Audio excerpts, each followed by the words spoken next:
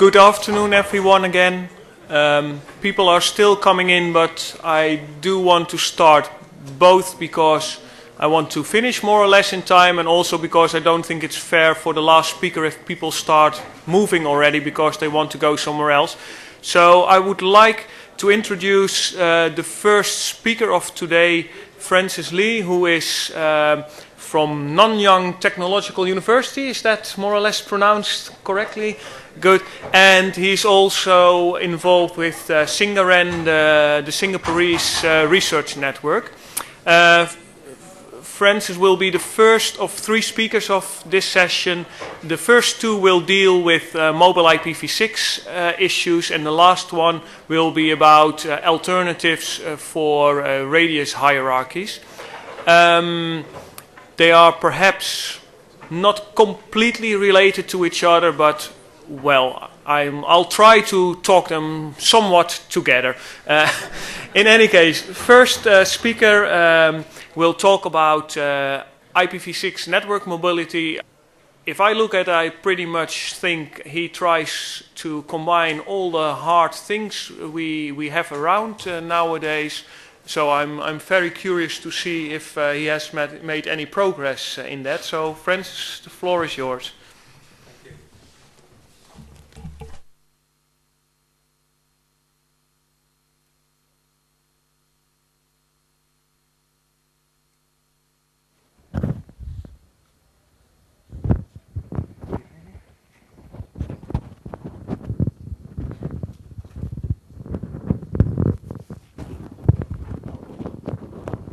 Can you hear me?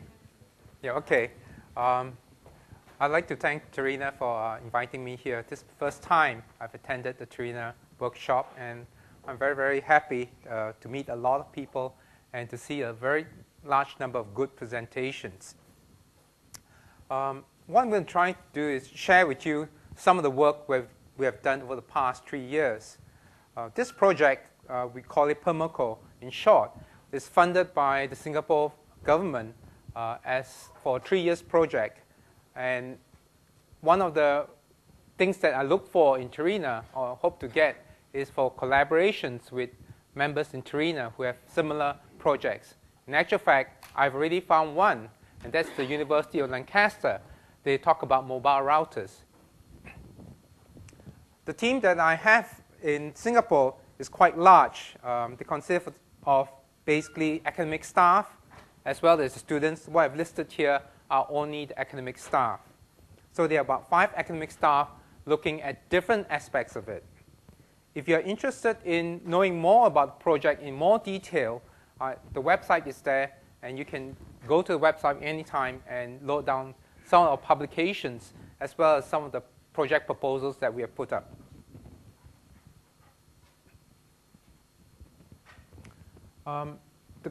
Content of the talk that I'm going to give to you today is, as listed there, what is PERMACOM and what's the motivation behind PERMACOM, network mobility, how are we going to look at the ad hoc network mobility? Are we going to look at it in hierarchical routing protocol or flat routing protocol? I'm sure all of us are very familiar with the hierarchical routing protocol in the wired networks.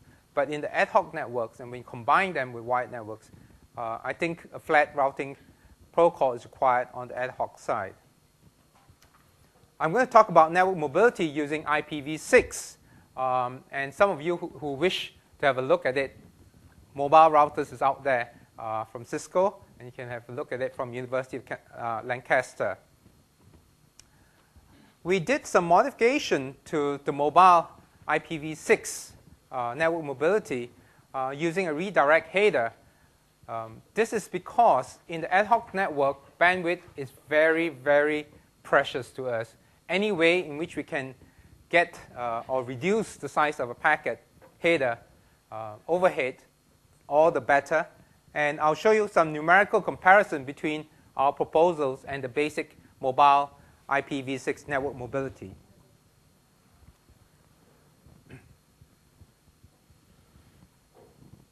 When we want to do something, we must have a motivation. What are we trying to do? We look around, and you look at people, you say users need to be always connected to the internet. You go on buses, you go on the train, you see people connecting, not through the internet or on the phone, SMS, or doing something. But what we'll foresee in the future that someone would like to be always connected to the internet. In Singapore, the cost of internet GPRS connectivity is very high, and so not many people would do that, and only do it if it's on the business purposes. But if you can reduce that cost, then it becomes a new environment that we will create for people to be always connected. The second observation that we saw in Singapore, and maybe quite unique for Singapore and some of the countries in Asia Pacific, is that Singapore is a country and a city all in one. I was having tea break just now, and someone in Poland just says, I took a train about 140 kilometers away, and it took about 2 hours to reach here. In Singapore, you drive 45 minutes from one end of the island to the other end of the island. So it is very small. But it has a very good public transport system. Okay? It's got a ridership of over 2 million per day. Singapore government has always encouraged people to use public transport. And one of the ways to discourage cars is that a car, an ordinary car, can cost 50,000 euro dollars. And that includes certificate. Before you even drive or buy the car itself, you pay about 10,000 euro to the government. So a lot of us use the public transport, and kids uses it very frequently. With this observation, we say, since people are spending time on the public transport system, can the public transport system become our backbone for linking back to the internet? I know that this situation does not occur in all places.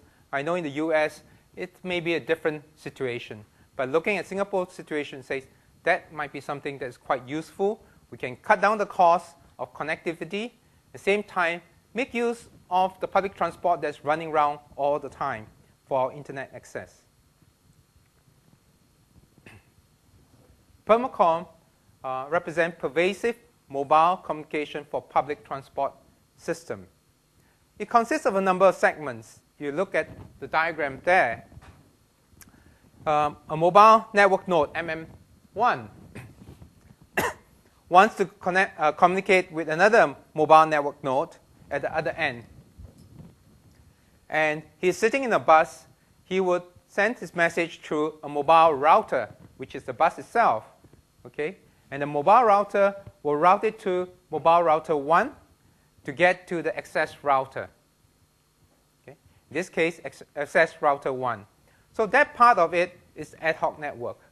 Okay? It's using ad hoc network from mobile router 3 to mobile router 1, and then access to AR1, access router 1. And goes through wired internet, hits access router 2, and it goes to mobile router 2, which delivers the packet to the other mobile network node. If you look at that diagram, there are a number of issues to be taken into account. Okay? One of them is ad hoc routing. How can we do ad hoc routing efficiently? Okay? Number 2, how do I discover my access router? And number 3, IP mobility. How can someone communicate with me when I'm moving in a bus? I'll tackle all 3 of them, although the emphasis for today's talk is about mobile IPv6.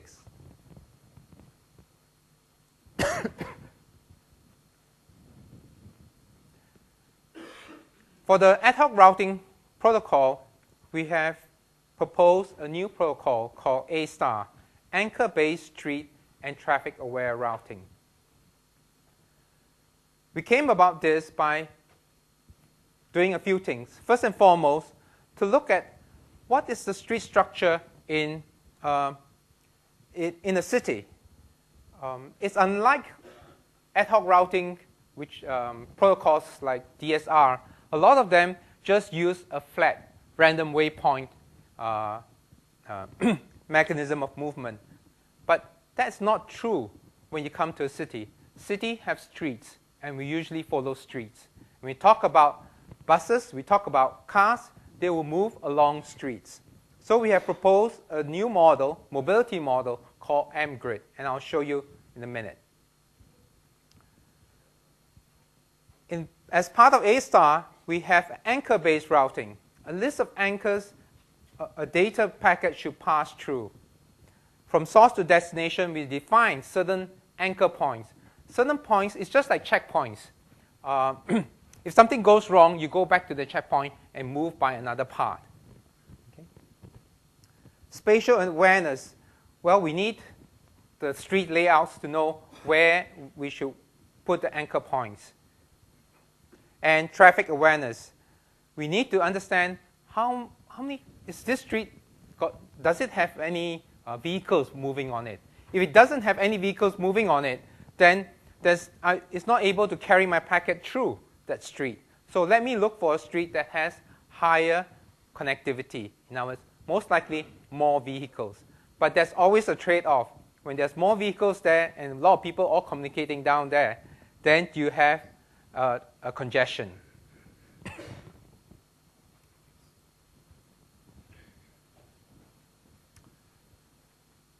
The mobility model, mGrid, is actually squares. And you look at it on the picture on my, on my right-hand side, you have seen some double lines there. Those lines are the bus routes. We just make them go round and round. And there's buses and there's taxis. And the preferential movement, higher density on bus routes.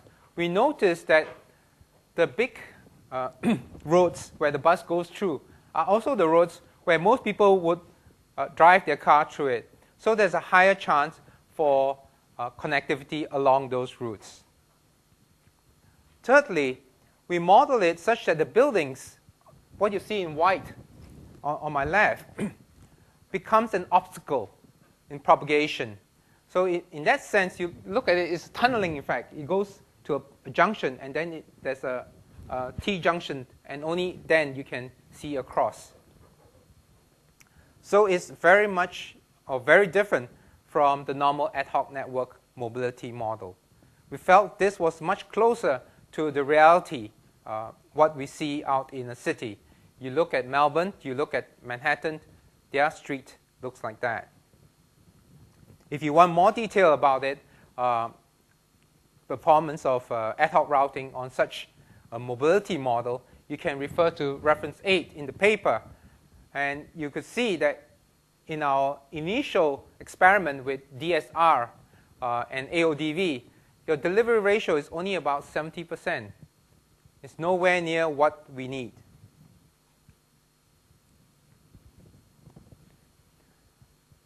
Achieve traffic awareness. Assign weights to the streets according to traffic condition. Higher traffic, less weight. Less weight is better. Huh? Least weight part is computed and used as an anchor part for us. Ways of estimating the weight. Estimate traffic condition by number of bus lines statistically. In other words, if I already know what the route is and I assume the bus routes are the routes where most cars travel, then I can just use a static map. But if I'm smart about it, I can make it dynamic because as the day changes, different streets will have different amount of traffic on it.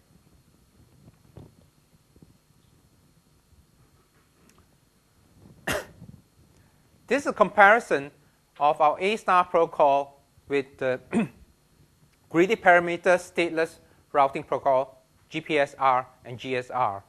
Those are two very well-known protocols. Okay? And you can look at it, as the number of nodes increases, we reach about 80 to 90%. Okay? The other thing that you have to take care of in ad hoc network is data forwarding overhead, amount of overhead that you incur when you forward your packet. Bandwidth is expensive, it's a scarce resource, so we try and minimize the overhead. If you look at this, the GPSR has a high overhead because whenever there's a break, he does a greedy forwarding, and it takes up a lot of packets packet forwarding to others, along the route.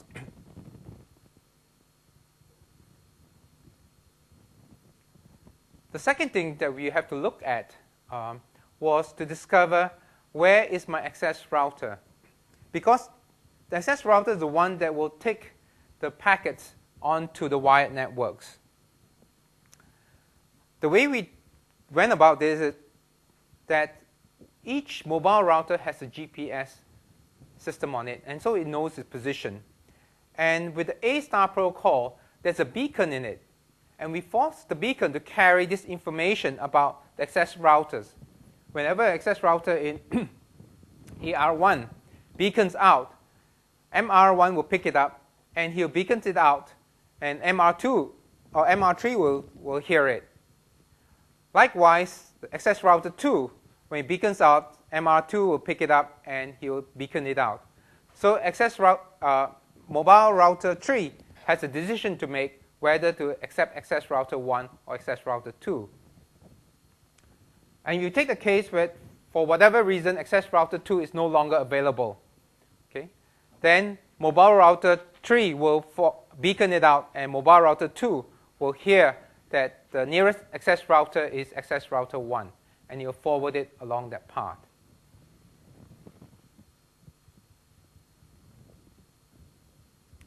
Well, this is just some statements about hierarchical routing protocol. Logically separated in a subnet, continues the hierarchical architecture of the internet, causes network protocol to enter recursive nesting where it applies to mobile network. Okay? And these are quite well-known problems when you do hierarchical routing in an ad hoc network.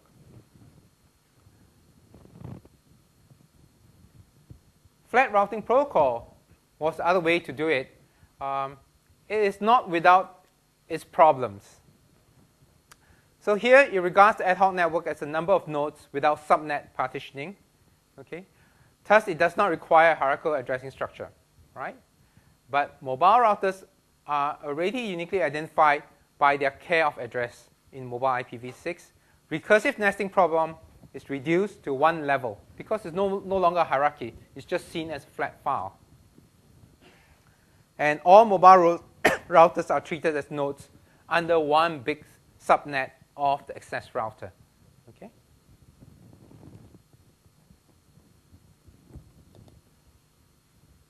Here, I show you a very simple example, and I show you the headers for the IPv6 from mobile network node to a corresponding node. Okay? And you look carefully at it, what you see is that there's double tunneling inside it. One tunnel is from the mobile network node to the home agent of mobile network node, right at the top. Okay? And the second tunneling is from the mobile router, okay, MR1, to the home agent of mobile router 1. Okay. So when a mobile network node needs to send a packet, he sends it to the mobile router. The mobile router forwards that to access router, assuming one hop. Okay? Access router then forwards up to home agent of mobile router 1. Home agent of mobile router 1 goes to home agent of mobile network node. And you can see the headers inside it. What I marked out in darker outlines are the headers.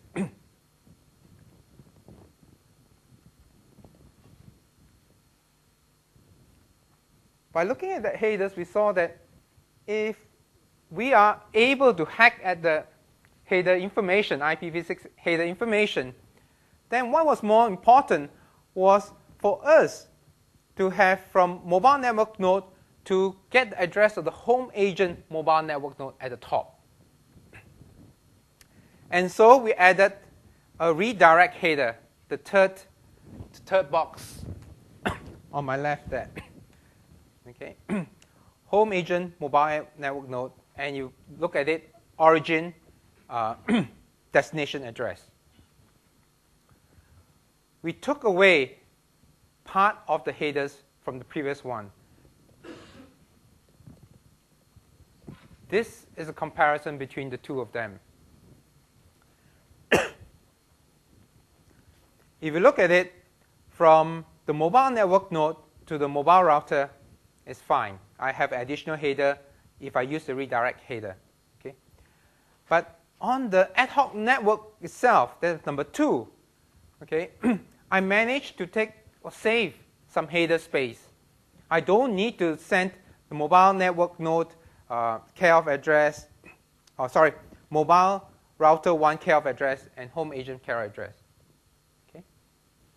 So I squeeze one header out from that. Okay? But on the wired side, I expand out again.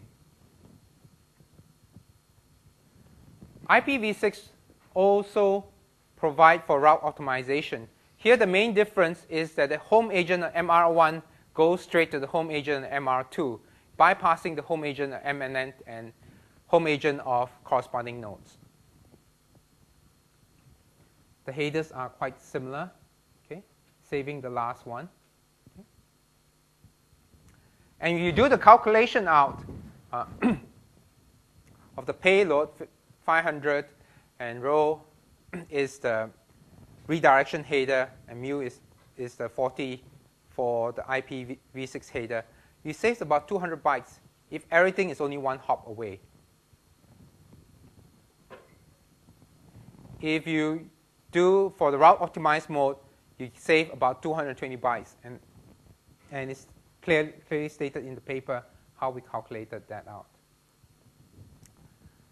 What I added on was what happened if we have the payload of 0 and a wired hop of 5 in each of the wired part, okay? And we start increasing the wireless hop.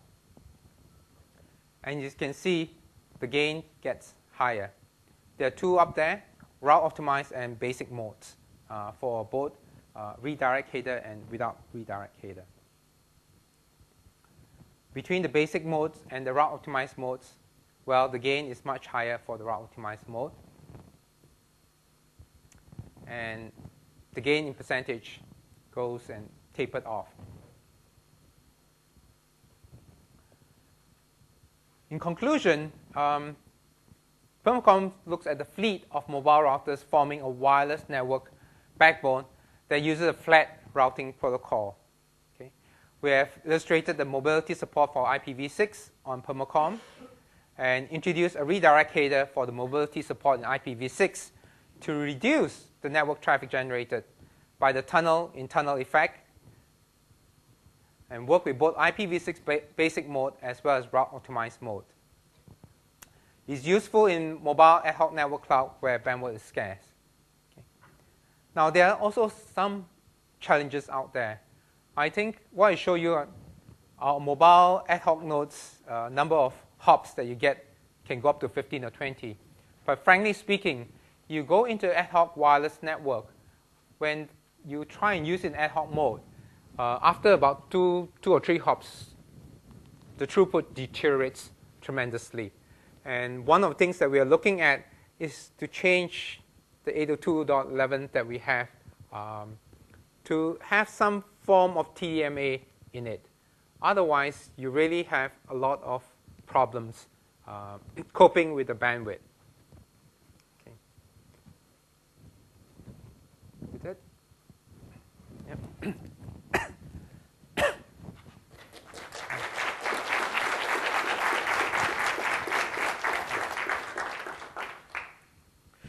Thank you. Also, thank you for the excellent timing. I was just about to get up and say you have to stop, but are there questions? And are there microphones? Yes.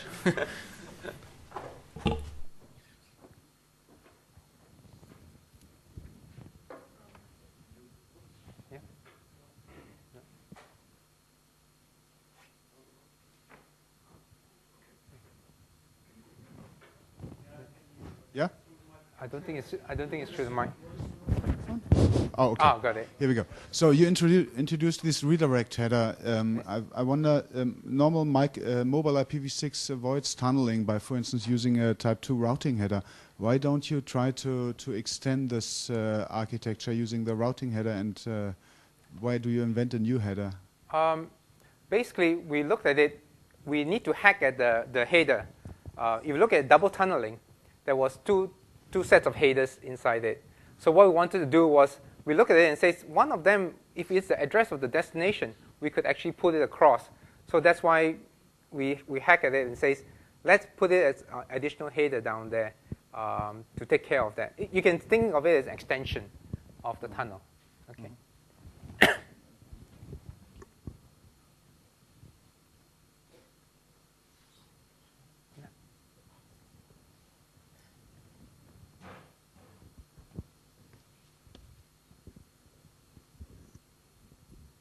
Hi, yeah. I'm Ben McCarthy. I'm from the University of Lancaster with the demo outside.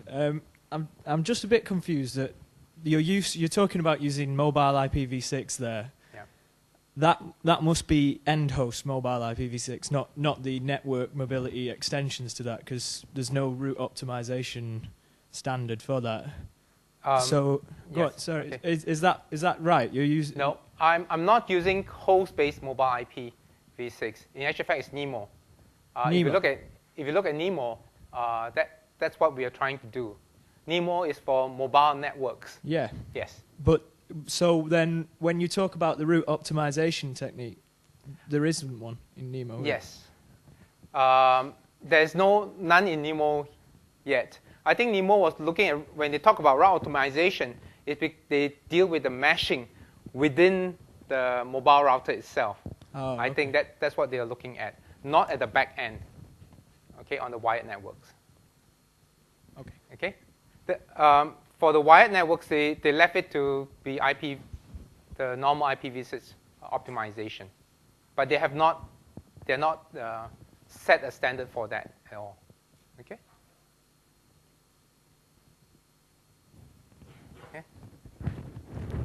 Thank you once again, Francis.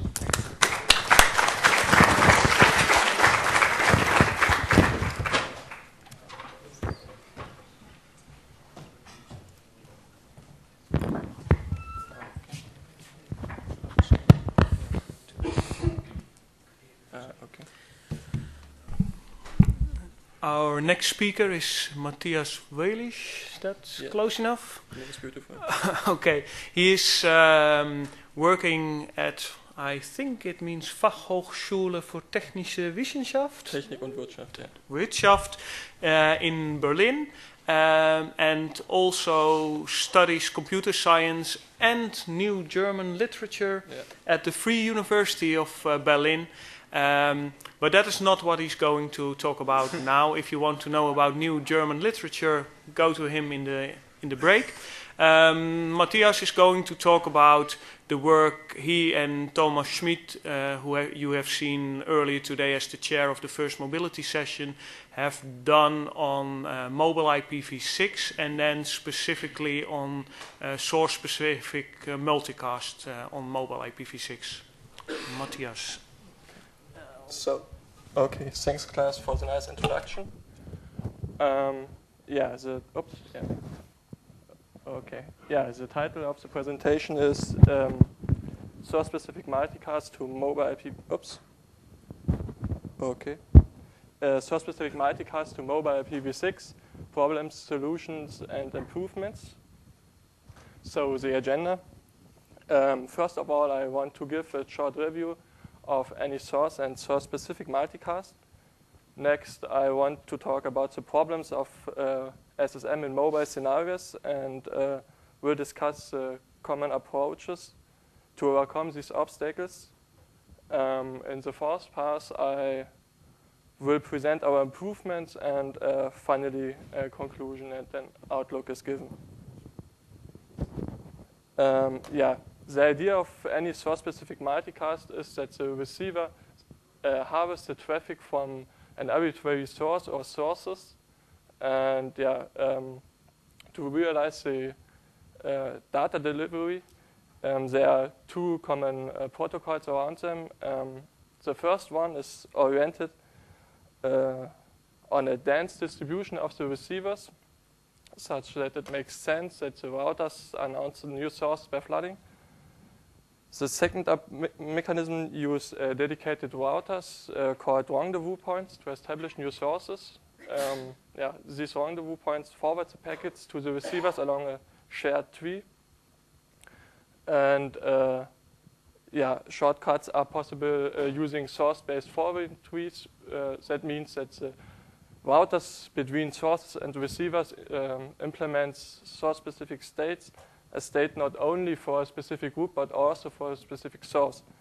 Yeah, and as you don't want to connect all these rendezvous points globally, you have different domains, and these domains are routed via multicast source discovery protocol or embedded rendezvous points in IPv6, as we heard yesterday by Stig. And yeah, as a result of this complex deployment and the heavy load on the infrastructure, RSM is currently mainly used within manageable domains. So besides the normal delivery tree, you have also to use the shared tree, and yeah, that's not really suitable for the routers. Yeah, in contrast to any source multicast, the receivers subscribe to a specific group in source-specific multicast, and the source itself is well known or known via protocols like the session description protocols, or retrieved by the applications using mechanisms like the user session locator. Yeah. Consequently, we have only source-based distribution trees constructed directly from the reverse path forwarding check. We have no shared trees or rendezvous points, and yeah, we have an immediately optimized tree and also an optimized traffic flow. So SSM is well suited for inter-domain applications or applications which use streams like the internet radio or virtual lecture or video conferencing, for example.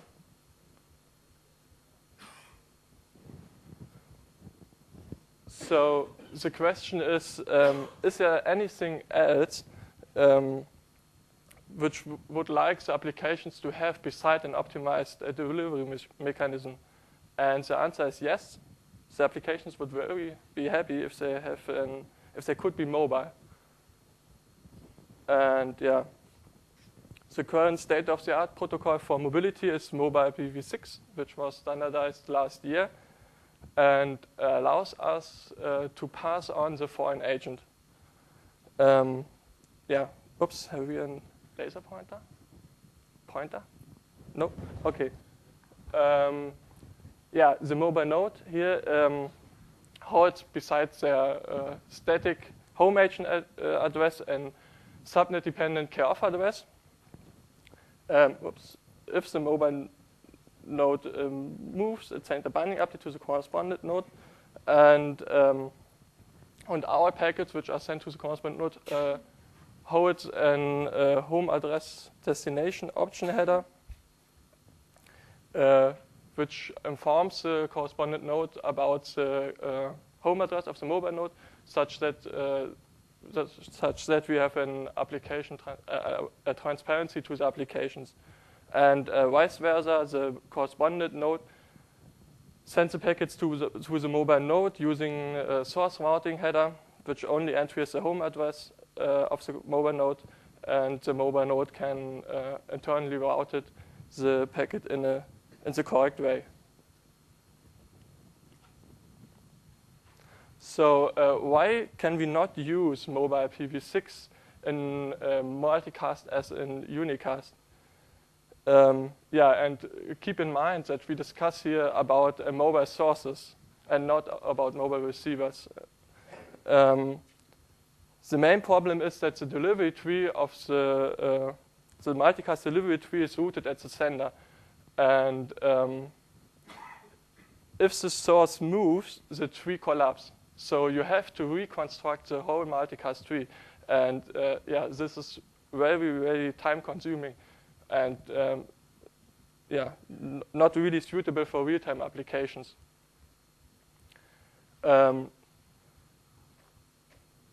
Another problem is that the applications identify the streams by the unicast source address, Yeah, the source does not know every single receiver as it is in unicast. So that's the problem if you think about the binding update. Additional problems come if the multicast is source specific. The source has to inform the receivers about any new k-off address, because the join as well as the router states are bounded to the address of the source. And the second one is that the receivers have to use the current source IP address to join the receiver's source-based forwarding tree.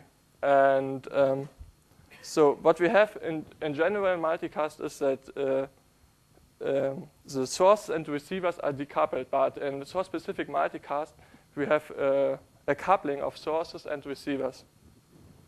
And yeah, so the source cannot control the update at the receivers. And this brings us to the address duality problem. An IP address carries dual meaning. On the one hand, it's a logical identifier, for example, for the applications. On the other hand, it's a topological identifier, for example, for the routing.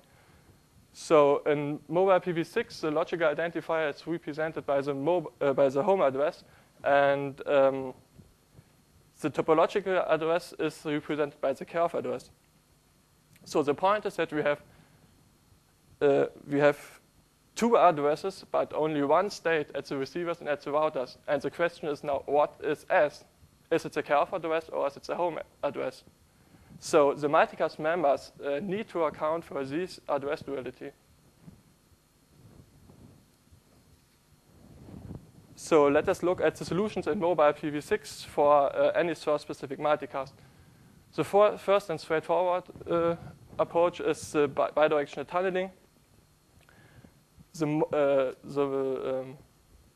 mobile node holds a tunnel to the home agent, and from the home agent, a delivery tree to the receivers is established. So the advantage is that we have at any time the correct information about the source address, because the fixed home address routed at the home agent. And the disadvantage is that we have inefficient triangular routing. The second approach is called remote subscription. So if the mobile node moves, it changes to a new k-off address, and as a result of this, the receivers have to resubscribe to the new delivery tree. And yeah, the change of the address is not application transparent because the address changed. Yeah, a mix of both is represented by the agent-based approaches. These agents are home agent proxies distributed outside the home net besides the mobile node. And if the mobile node moves, it established a tunnel to the previous access router, to the previous agent, and initiate in parallel a new delivery tree.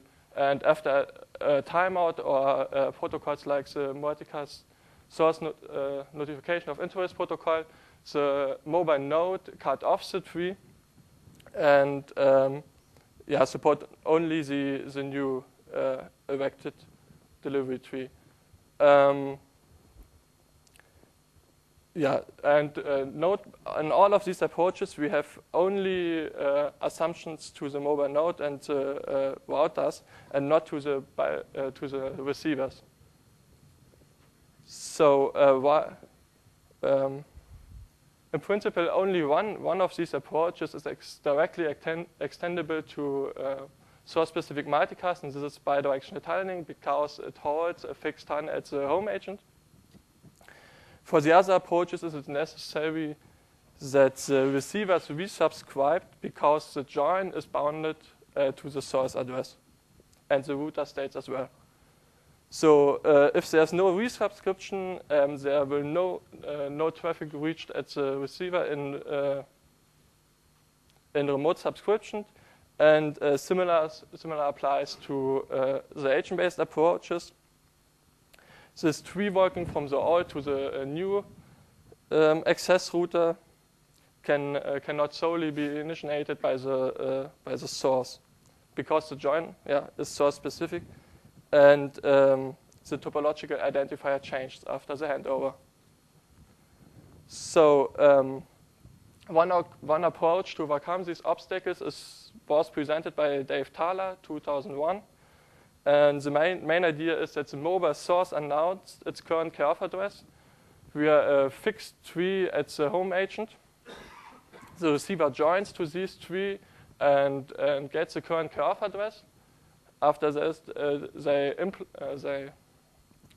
join to the actually source-based forwarding tree. And after the source moves, it sends an update via the home address G tree, and the receivers have to resubscribe. Taylor proposed too that the application transparency has to be handled as in mobile IPv6. Yeah, the problems are that the receivers have to wait for an update cycle, as well as the resubscription is not smooth on handover. So it's not suitable for real-time applications. And we have an overhead for every delivery tree. We have one administration tree. So the second approach is from Wierenga and Nell. For the initial getting of the KRF address, they propose a new triple, consists of the home agent, the KRF address, and the multicast group. And this is announced via protocols like the session description protocol. They also introduce a new binding update sub-option called source-specific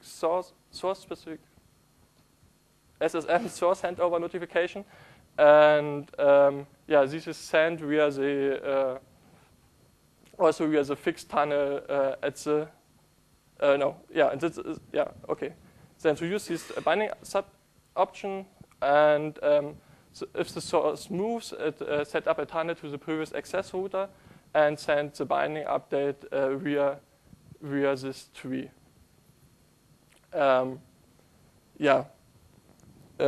Similar to the agent-based approaches, the data reception is continuous because it employs these anchor points, and and they must cut off it after a time, the old tree. One problem of this approach is that every movement results in an update of the session announcement for the new receivers. And that's opened in the draft by Wierenga and Nell, and it's not an easy task, because if you think about SDR is using ASM. The second point is that they have these unlimited number of historic delivery trees, because the source does not know if all receivers has resubscribed to the new delivery tree.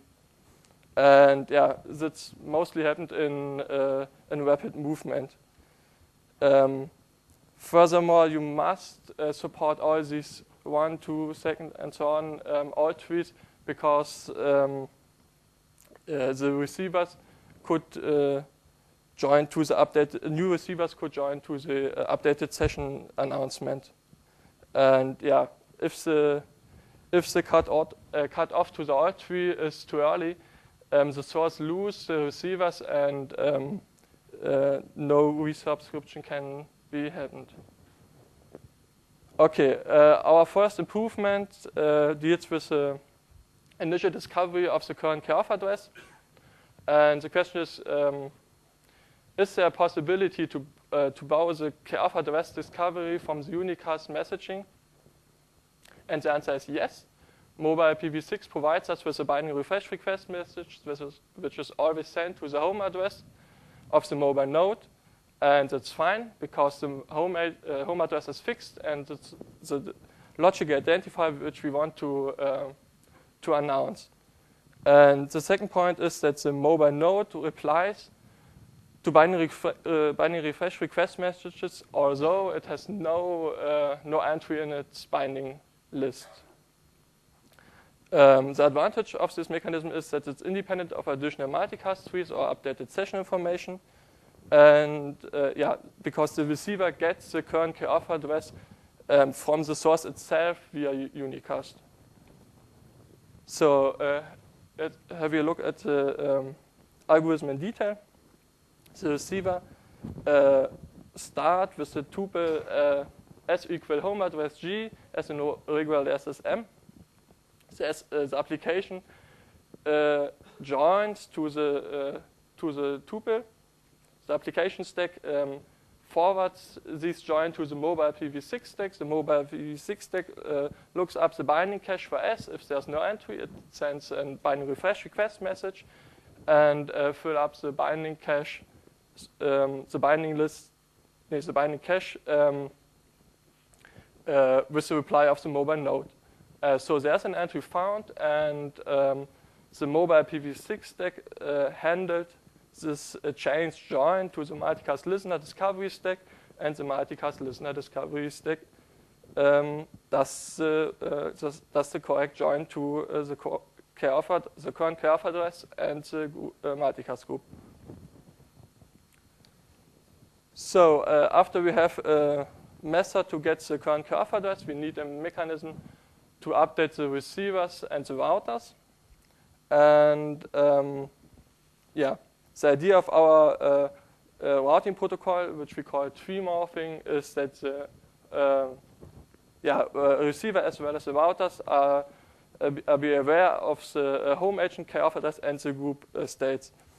If the source moves, it sends the first packets to the from the new designated router to the previous designated router using the source routing, and these first packets carried an hop-by-hop option message where the KOF address is noted such that the intermediate router between previous designated router and new designated router can implement source-specific multicast states, and new shortcuts are discovered using the RPF check. So the advantage is we have no data encapsulation at any stage. All routers and receivers along the path will receive the current KOF address, or will learn the current KOF address, and the tree is self-reconstructing. So an example, what we see is the multicast delivery tree shown by these arrows. The tiny arrows are the enduring branches, and the bold arrows are the new branches. The mobile source moves, send the first packet using source routing to the previous designated router. This router implements the multicast states, looking up the hop-by-hop option header. This first phase is called triangulation, and the second phase is the tree optimization. If the multicast packets arrived at the previous designated router, the previous designated router forwards it to the only and last entry in the source routing header, and that's the multicast group. And the intermediate router between the previous designated router and the receivers looks up also the hop-by-hop option header, and join if the RPF fails, join to the mobile source, and if the traffic is come about the correct interface, the intermediate router prune the old states. So the conclusions and the outlook. Based on the simplicity of SSM, you can say SSM paves the way for wide multicast deployment. There are some problems of SSM and mobility, but there are also some approaches to overcome these. We present an easy and robust mechanism to get the current source IP address, and also introduced a new efficient routing protocol called the tree morphing. And yeah, in the future, we will work on simulation and formal analysis of this routing protocol. So thanks for your attention.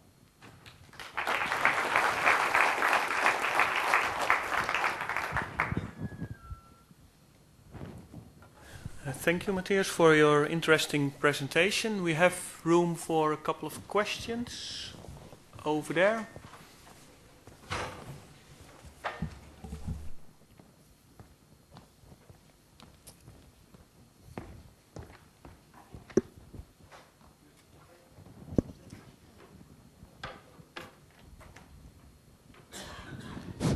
Yes, I would like to ask, how well does the tree morphing handle fast-moving sources? I mean, is it conceivable that a source would first move and then move again before? Yes, that's just no problem, because in the first movement it sends the packets as well as everyone. Yeah, it sends these first piggybacked routing updates, and if it moves again, these packets will distribute along the first previous designated router, and if it moves again, it sends also these state updates. And yeah, but what happens is that the tree will be longer and longer and longer, but reconstruct after a certain time. Thank you very much.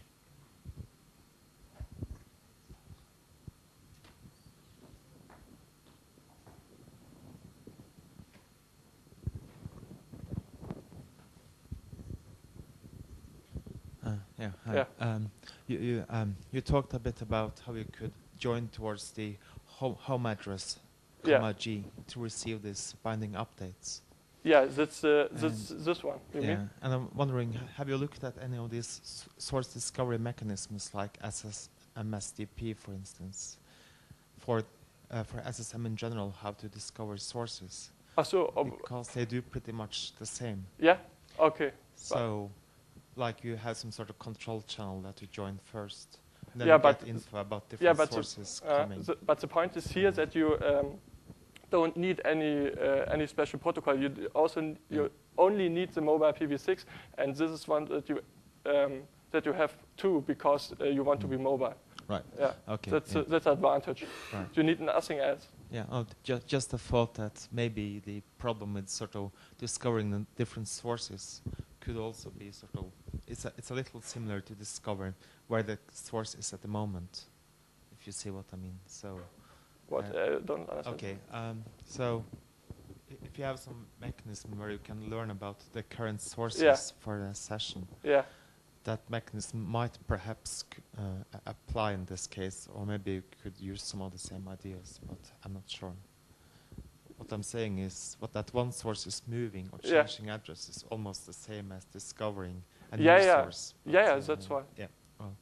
Well, just another thing for the tree morphing. You mentioned doing source routing. Yeah. Is it a problem with RPF checks, or is that okay? No, I think that's no problem. Okay. Yeah. I'm not really sure, but I think it's no problem. Okay.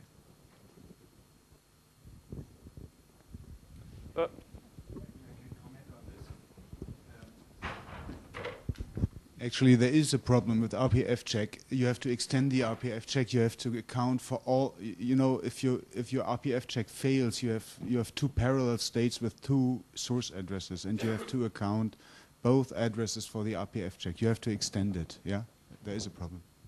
Okay. So. Okay. Thank you again, and Matthias.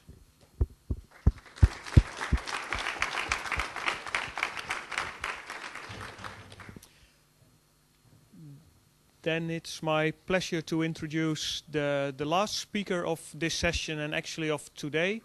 I guess what Monty Python would say now for something completely different. I promised to talk them together more or less, but that is really hard. The previous two sessions dealt with IPv6 and mobile IPv6. We're now going back to basically what we talked about the previous session. radius servers, eduroam, etc. By the way, there are still leaflets lying there on the table about eduroam, so come and pick them up before it's too late.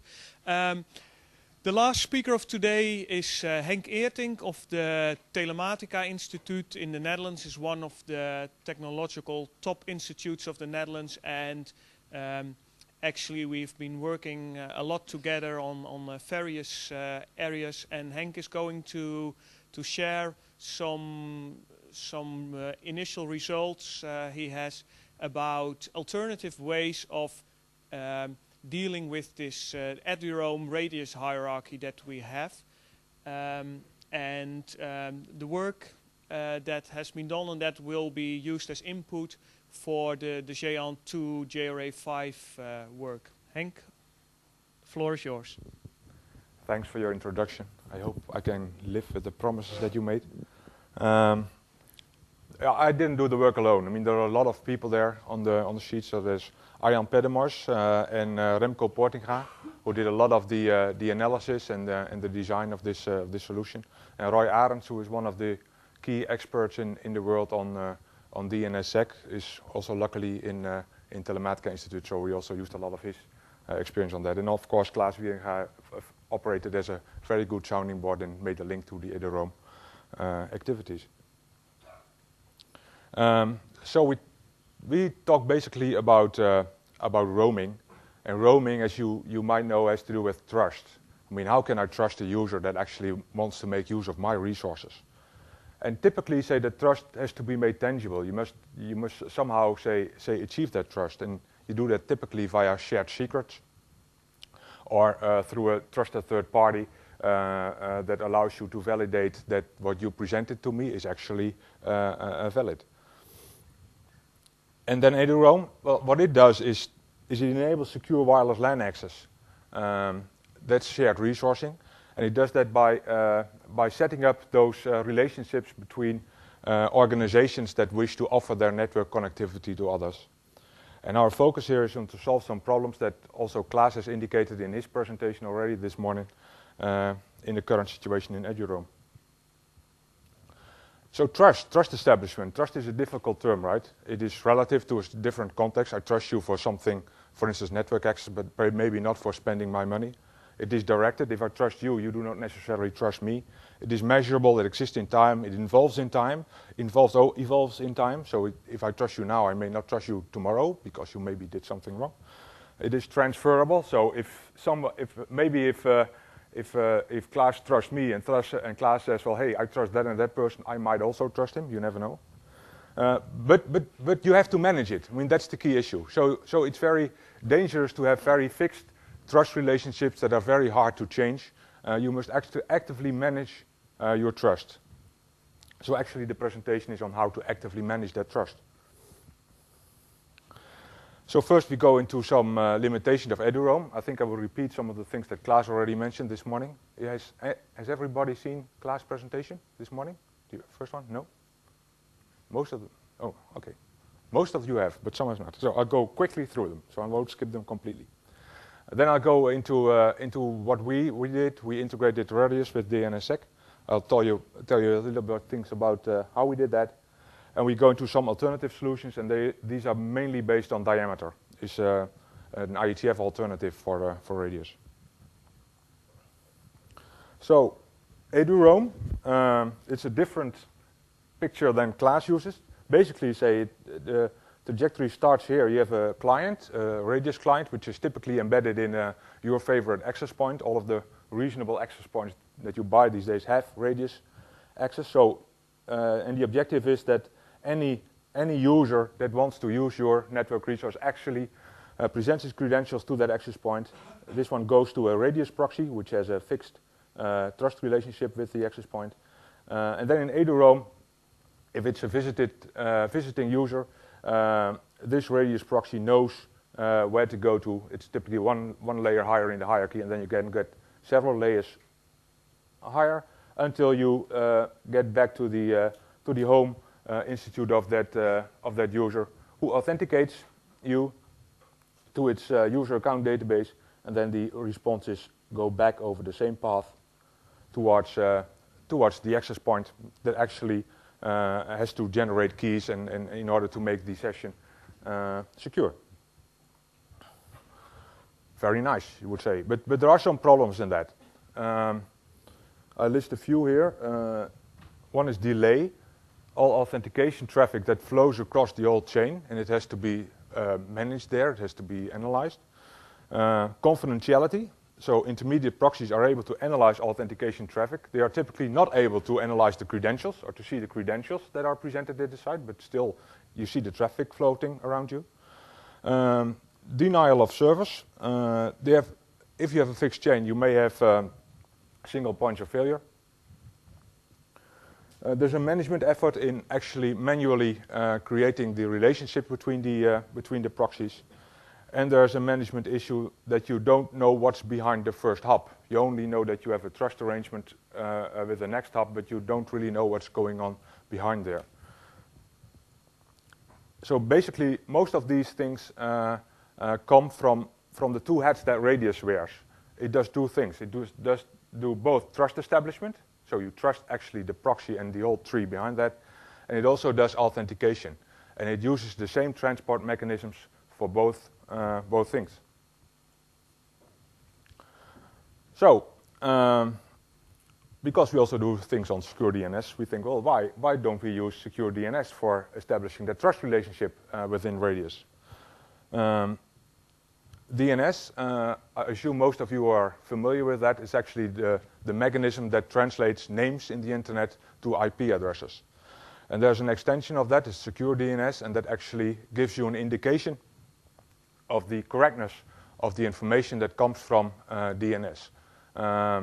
So what you get from your DNS resolver, if you deploy secure DNS, is a guarantee that the information, the IP addresses that you get back, are actually the IP addresses of the server that you actually asked for.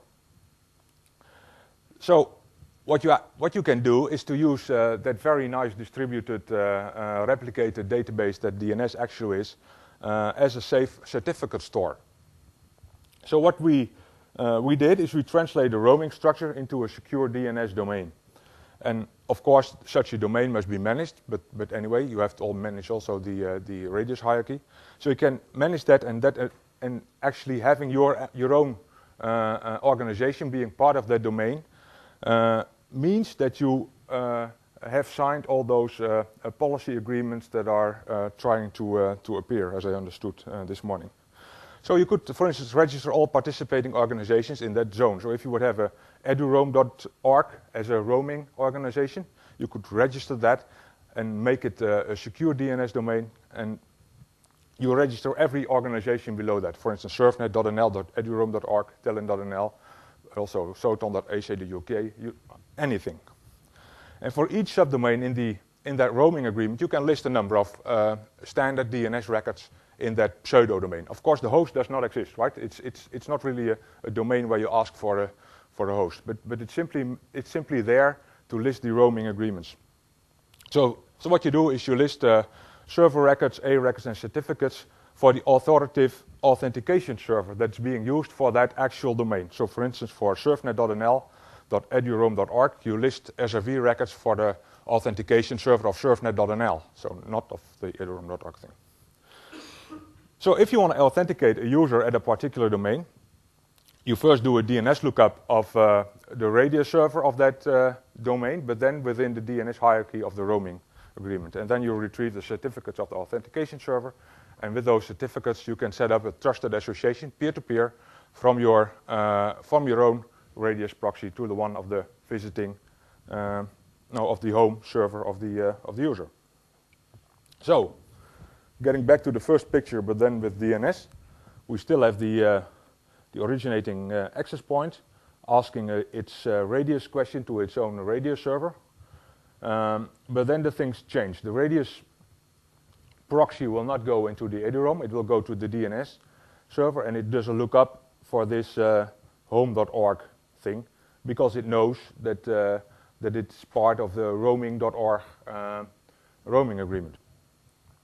The DNS server returns a number of fields, certificates, and those are used to dynamically establish a connection between these these two things, and then subsequently over that connection you can perform the authentication. And what you see is the main difference is that the authentication traffic itself, so that's our 7 and 8, are not going to over one large tree, but are going point to point. But then we are left, of course, with the dynamic setup of a secure connection, because that's the tricky part of it. I mean, anybody can retrieve keys from DNS, but you must set up a secure connection. But that's not supported by Radius. And that's a little bit of a problem. So what we did is, in our prototype, we did this research last year, we defined a known key establishment protocol, just because it's very, very simple, and we simply wanted to show the concept. We called it RKE, for Radius Key Establishment, and that's typically used to negotiate a Radius shared secret. So what the objective of the work was to come very, very quickly to an implementation, and because it's very difficult in a typical Radius implementation to change the transport from UDP to some secure connection, it made sense, say, to find a method to instead update the set of shared keys that are already managed by a Radius proxy. So we negotiate a shared Radius key over a mutually authenticated TLS session. So that makes it very easy, say, to test this protocol with, well, we did it with Radiator, but also with free Radius. It would not be a real problem to integrate that in that code. But an alternative would, of course, be to use TLS or IPsec or maybe DTLS, which is a datagram version of TLS, which will also be part in the open SSL library. We could use that also instead of Radius, but that would be more complicated. So if you look at Radius Key Exchange, that's very simple. On the client side, the Radius proxy invokes a particular entity. It's called an RKE handler in this case. It sends one request with a key that is actually being retrieved from the Radius or from the DNS environment to the RKE handler on the other side. This thing, it sends a certificate even. This thing checks the certificate. It has a link to the roaming agreement which is being used. So this handler can also check whether this server is actually part of the roaming agreement itself. This one pushes the key already to the shared secret cache of the Radius server and sends it back. And this one also pushes this key to the shared secret cache of the Radius server. And subsequently, the two Radius servers know each other and are able to encrypt Radius traffic using every normal procedure that's also being used currently in a hierarchical solution. Very nice, but in the last year or something, a diameter has also been standardized by the IETF, and it's also a generic AAA protocol, and that's, in fact, it's an alternative solution to what we did. And the main thing that diameter supports over Radius, besides some other things, it also does peer discovery. And for that, it also uses DNS, and then uses TLS and a PKI to actually set up the stuff in a trusted way. And the basic difference, say, between that approach from diameter and our approach is that a diameter requires a separate public key infrastructure with a separate root certificate for each roaming agreement in which you are on. But diameter was also, and we didn't look that much into diameter because every, access point infrastructure has Radius, and there are not so many diameter implementations right now. So if you look into a little bit more detail to the difference of the Radius and the diameter thing, I listed nine points there. With DNSSEC, you use a domain to actually express your trust relationship in, and with a diameter in combination with a PKI, you use a certificate authority and a PKI. Both things are able to do the same things. So you can DNS to use proper authentication service and to do multiple roaming agreements, and you can also use diameter for that, and that are the key issues I think that we were discussing. DNS also allows you to actually look in the tree as long as, say, the zone administrator allows you to look into the structure of the DNS itself. That's much more difficult with the public key infrastructure because you have the signing process and there's no way to see to what other parties the things have been distributed. It's easy to support migration scenarios, and migration scenarios for me means that you also are interoperable in some way with the current EduRoam infrastructure with trees hanging around. I didn't do that in this presentation because it would be a lot of details. You have to do some management, of course. I mean, DNSSEC, you have to manage, say, the DNS keys that are part of your DNS zones. And in the diameter part, you have to manage your certificates. Radius is a little bit more difficult to extend in a standardized way because you need the additional key establishment protocol or you need the changes in radius to support a TLS or IPsec as a transport inside the protocol, and diameter does that automatically. And both have not seen very much deployment right now, neither DNSSEC nor diameter. So it's more like, I don't know. So then I come to my conclusion, so I have a lot of time for questions. What we've shown, and we have an implementation for that already, is that you can extend EduRoam with dynamic trust establishments using that radius-based approach. Sorry, that DNS approach I explained.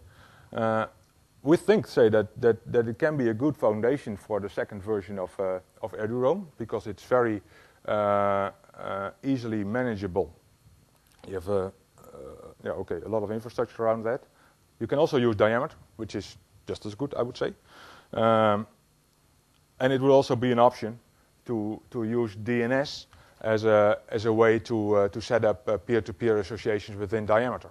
That's currently not part of the diameter standard, but it would probably be much easier to add a DNS-based transport in diameter because it's quite open, say, to different transport links. So what we have actually planned for the coming few months is to validate these approaches and really look at deployment scenarios in more detail, look at the consequences from an operational perspective. How easy is it really to manage these roaming stuff, to set up peer-to-peer associations and get some experience with that. That's it.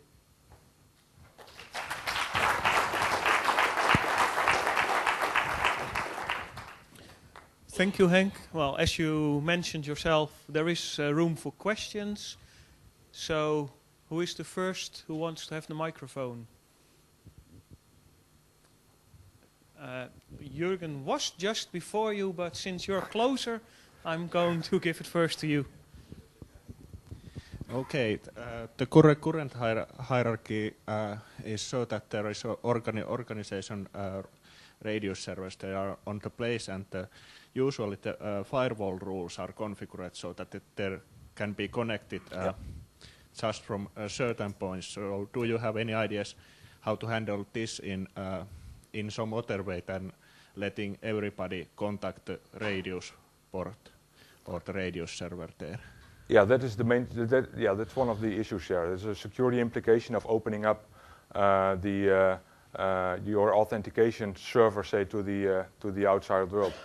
I'm not really sure, say, how to actually prevent that. You could go into very complicated structures in using information about the participating organizations and getting that back in DNS and then configuring your firewall, but that's probably not the way you want to go. But I think, say, there's no way out. Say, if you want to be able to do peer-to-peer associations between different organizations, that you have to open up, say some parts of your infrastructure, and that opens up, say, denial of service attacks on your authentication server. I am aware of that. Yeah. But you can, of course, place a proxy in front of that, or delegate it still back to your root organization, because that's the idea of the migration scenarios, right? I mean, for instance, for the Netherlands, SURFnet operates the .nl thing, and everybody could actually delegate, if he doesn't feel confident enough, say delegate the authentication back to SURFnet. So everybody from everywhere in the world would directly go to the SURFnet proxy and then go down. So you don't actually get into contact with the actual authentication server. Okay, since I'm starting to walk with the microphone, I'll it's just good continue for you, Klaas. and give the girls here some rest. Jürgen. Thank you. Thanks first for the very interesting presentation and the first results. I certainly think that we have to move on in that direction and go more deeper into some of the issues in the next couple of months. One question I would have, maybe you can just give a little bit more explanation on that. If looking at the infrastructure we are running currently, are there any differences towards the DNSSEC or the diameter DNSSEC issues with upgrading to a new infrastructure? I mean, we need the compatibility with the infrastructure we're running right now. There might be some differences. Yeah, certainly with diameter there are some differences because it's a completely different protocol. So you have issues like translating agents, but they are foreseen in diameter to have translation agents between radius, probably at the outside of your organization, towards diameter infrastructure. I mean those are things that have been thought about, say, in diameter. We don't have any experience on that, so I don't really know about practical issues that are involved. When it comes to extending a radius, it is in the test setup that we currently have. We have first a rule that tries, say, the DNS path to find the home authentication server of a guest user, and if that fails, it automatically goes to the default rule that it enters the current edu-roam hierarchy. So it's a very easy migration scenario to first try to set up a peer-to-peer association, and if that fails, because for instance the other organization is not part of a DNSSEC signed roaming agreement, then you can always go through the default path of going to the current edu-roam. So that's also one of the issues that I mentioned in the table. It's very easy, say, to integrate. Okay.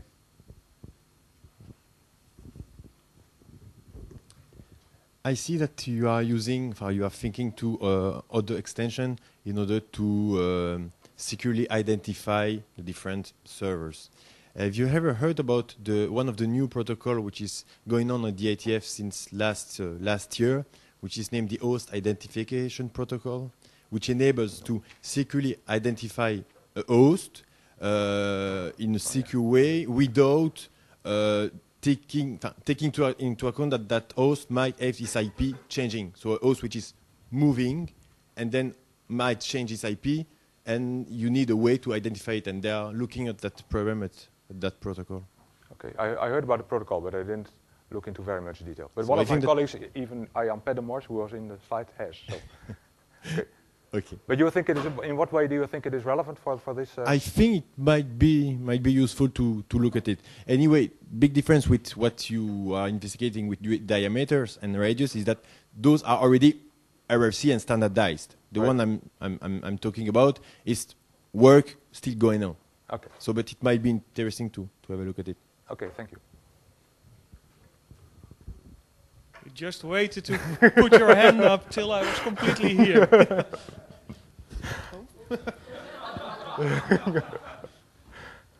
I shouldn't do these things. Leave it to the professionals. Who is the first one?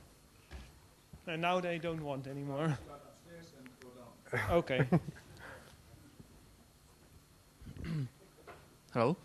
2 questions. First one is why you decided to put all those records in one domain and not in several domains, just like in DNS they have right now. Sorry?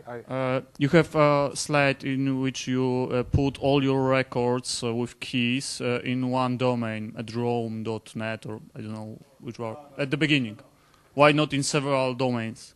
Everybody has its own domain and could put its own key to its own domain, signaled by the DNSSEC and so on. But you can do that in DNS. You can delegate, say, for instance, the nl.eduroam.org to SURFnet, eduroam.org to IANA, or I don't know what. SURFnet.nl.eduroam.org also to SURFnet, Tellin.nl.eduroam.org also to Tellin. So that's simple DNS hierarchy that you can apply there as well. So there's not a problem, say, of delegating, say, a subdomain to the organization that actually manages that domain. Yeah, okay, but they are having their domain already, and this is the second one. You're creating another one domain. Yeah, but not for the host. There are no machines. There are no machines in this domain. This is just, say, coding of a relationship between organizations, and not really, say, addressing servers. There was an argument from the colleague that root is not secured right now, but we are going to secure the root in the future. A very long time, so yeah, but okay, I'm sorry. Okay. So I think the main reason for that is that it's really simple to set up a domain which is really DNSSEC. Yeah. Yeah. Waiting for the roots and the upper domains to be able to provide the service for us, I think is not the option in this time. No, you are right. There are currently there's, I think, no completely DNSSEC domain. Yeah. I think that Sweden is doing it this year, and the Netherlands will also be doing it this year. But the good thing is, say, that all DNS implementation providers have promised that whenever one top-level domain is actually being secured, that those certificates will actually be in every implementation. So it's, but still, until that time, you have a configuration problem, I agree, but you can start with coding your eduroam.org. But that, of course, means that you must have the key, say, in every, say, participating authentication server. And otherwise, it won't work. Okay, and the second one that's the same for a certificate, by the way, if you go for a diameter PKI solution. And the second question is connected with this, and we've been talking about that in the last presentation. The problem is right now that the client and server, DNS client and DNS server connection is not secured with DNSSEC right now. And do you have an remedy on this? Any ideas? Because this radius server needs to ask as a client DNS, the server of DNS, and this channel is not secured. It's not signed. It's true. It could be abused. It could be abused, yeah. So what? Of course, we can put the DNS server on the same machine, and we can rely on the communication over loopback, but it's. You are right, say that the client is not the client to the first resolver is not secured.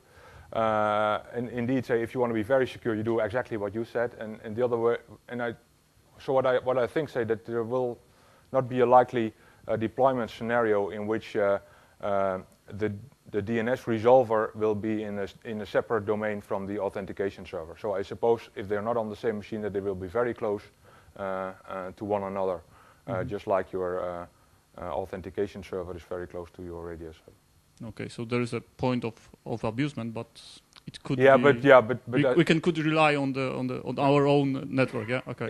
Yeah. Thank you.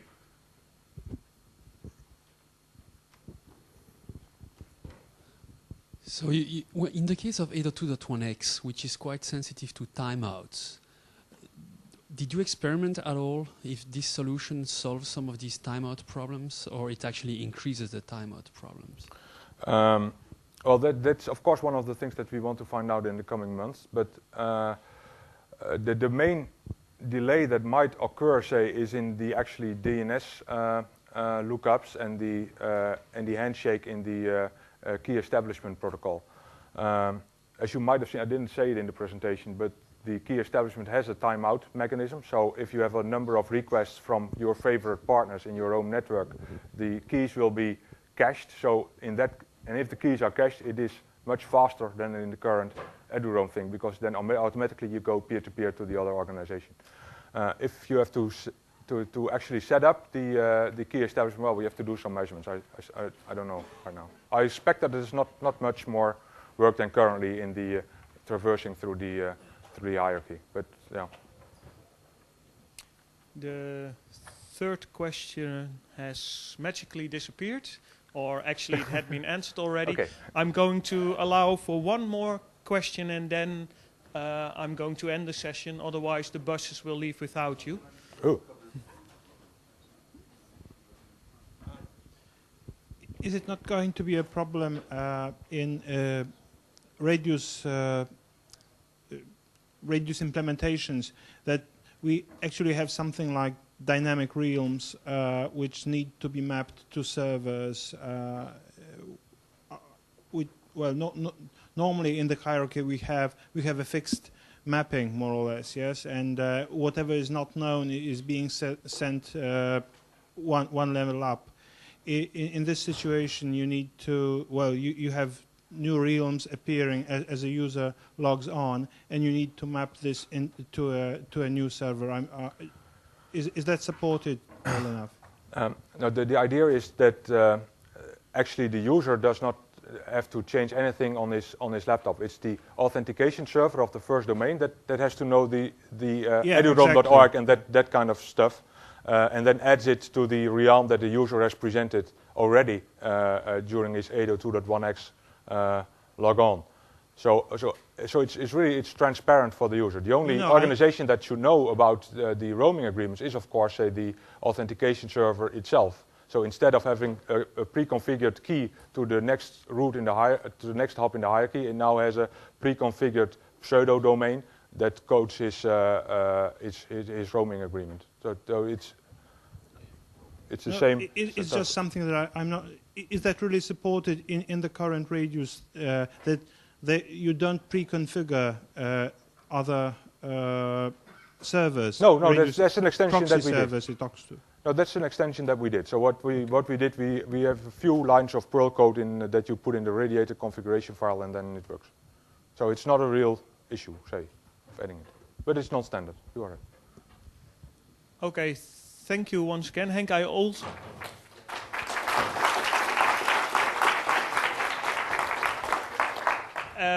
also got instructions from Carol that you should all fill in the evaluation forms either online or on paper. So please do so. And I would like to ask for a hand for all three presenters and also for the people here from the conference organization that have been running around like a crazy to help us out with everything. Thank you.